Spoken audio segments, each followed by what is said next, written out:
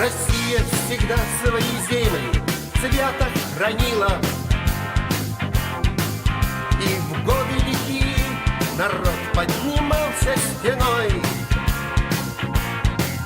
Пусть в нашей российской истории всякое было,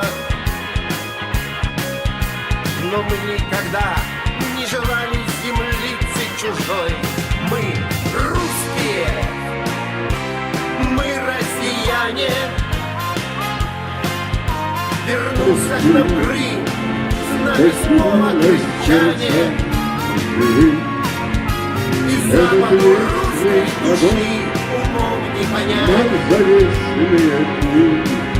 и русской земли никогда никому не отнять. На сегодняшний момент, благодаря референдуму от 16 марта, где 97,7% жителей Крыма подтвердили воссоединение с Российской Федерацией, произошло законодательное собрание, Совет Федерации, Госдума и президент подписали все законодательные акты, которые должны соответствовать данному решению.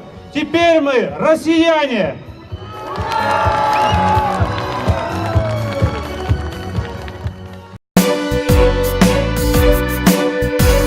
Мы все скорее хотели стать Европой и слушали, как Запад складно врет про то, что нам не нужен Севастополь и легендарный Черноморский флот.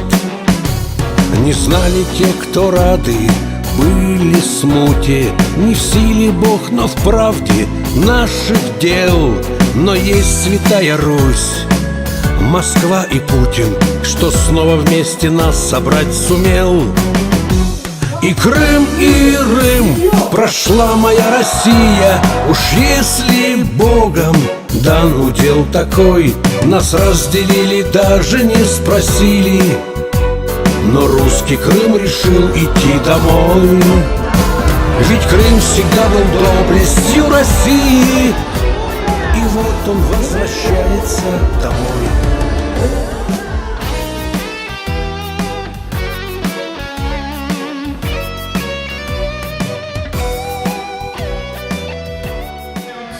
В родную гавань. Родным берегам. Вот постоянной приписки в Россию. Крымские степи и крымские горы, здесь не забудутся грозные годы.